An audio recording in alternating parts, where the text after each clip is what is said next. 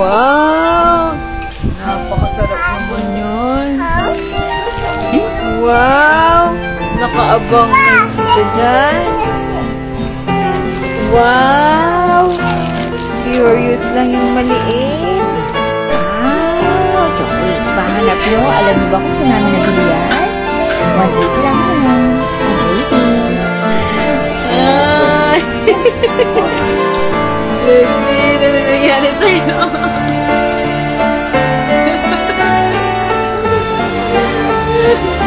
Siyempre, di ba po, kata? Ganyan ako nabasa, tapos na-teary-eyed nga ako. May picture ng mommy, tapos baby.